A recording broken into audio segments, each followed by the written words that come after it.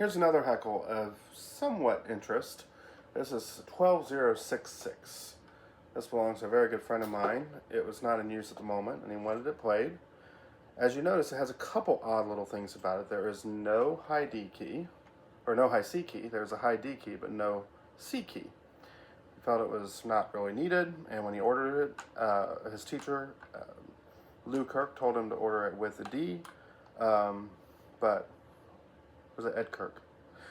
His teacher told him to order it without the C, but still at least have the D key. The D key kind of functions similarly as a C. There is also an E-flat touch here, which connects to the front of the instrument. Very handy. I have that on my 5000 series over here. And then there's also a little C-sharp touch he rated the whisper key lock mechanism to create. And it does a couple little cool things. There's also an A-flat, B-flat trilling mechanism, which is via a little switch here, and it hasn't worked very well for me.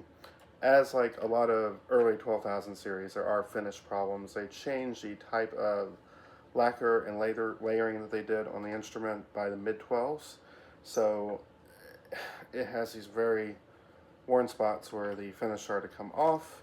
Another feature he opted for was a French whisper key, you could call it. Very handy. I've ordered this on my next bassoon. And nothing too unusual about this. I do love the wide F sharp. I wish I ordered that on my instrument, but I forgot about it. There is an A bridge connection here, further up on the instrument. Whoops, here. There's also a roller on the low C and D. That's another thing I ordered on mine. Had a little extra touch for the F sharp trill here. Not quite sure why. Does make it easy to reach. And you'll notice that the key is turned and curved in a little bit here. Next, we'll get to hear it.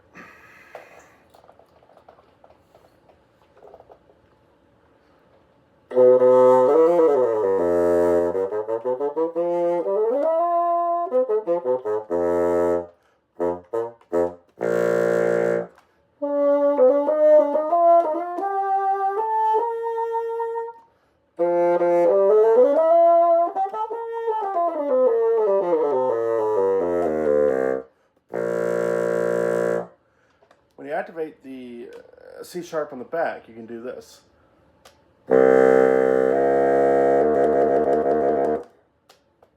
It gives out a little bit, but it's a very nice feature to have. And then similarly, I think you can do something with low D and C here.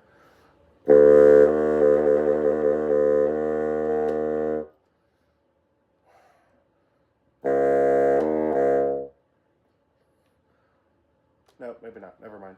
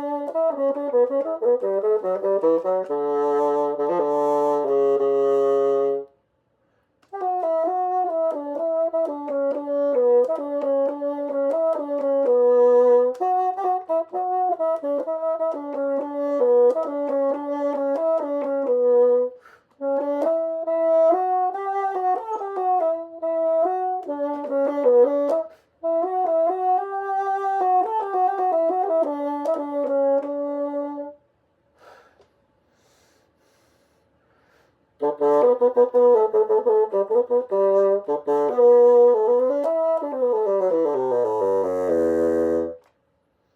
has a very different response and sound to the 5000 series.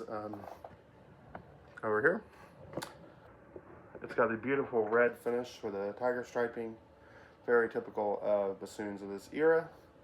I owned 12046 in the past. It was not a very good Heckel, for me at least. It worked very beautifully for the previous owner, but not for me. And the current owner seems to like it from what I've heard. I've also owned 12291 and 12697. I very much miss 12697. It was a very good instrument. This is 12066. It's very close in vintage to that first 12 I owned. I'm kind of hoping one day maybe I can buy this off my friend once he decides to finally retire or no longer play. We'll see. It might be several years down the road, but or if I find a 12 later down, I might get one. They're very beautiful instruments, very nice instruments. They're kind of hard to find right now. There is a wonderful one that Adam Trussell is selling. This is not a plug, but I have heard good things about that bassoon, and I know one of the previous owners of that particular instrument, and it's worth a try, seeing if you like it. He had another 12 for sale that belonged to another great bassoonist who recorded a concerto on it as well. So you can find 12s if you're looking and find the right people. John Miller had a 12,000 series. David McGill has had one or two different 12,000 series over the decades. Frank Morelli had a 12 in addition to his 10,000 series.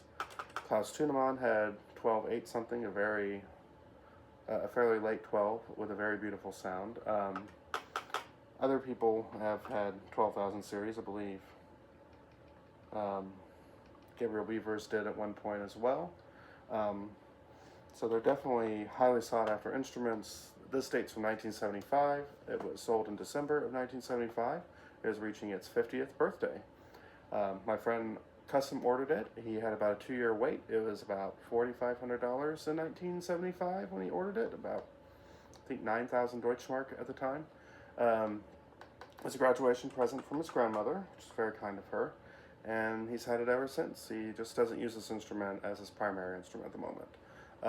But I think this might convince him to start using it a little more until I get my hot little hands on it.